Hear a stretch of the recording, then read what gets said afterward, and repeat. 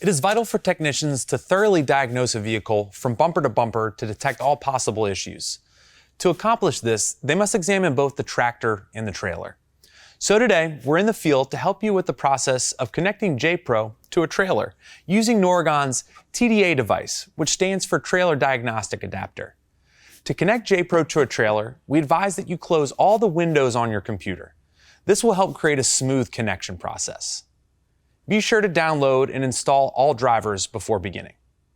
First, you want to connect the J560 cable to the adapter.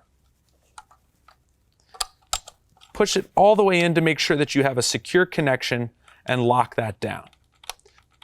Then, we want to plug the USB cable into the PC.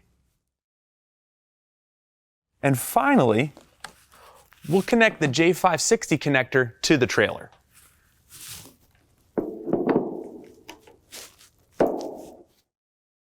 The adapter still needs power to operate. To power your adapter with the tractor, connect the tractor's J560 pigtail into the T connector.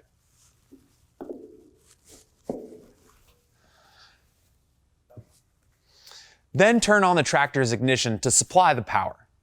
Connect the USB cable to the adapter. You can now open JPRO to initiate the connection. To power your adapter with a battery, use the J560 power adapter cable and connect it to the J560 T connector on the trailer. Connect the alligator clips to the terminals on a 12-volt battery. First, connect the black clip to the negative terminal, then the red clip to the positive terminal. Finally, connect the other end of the USB cable to the adapter. You can now complete the connection within JPRO. You've successfully established a connection. For additional tech tips, be sure to check out Noregon.com.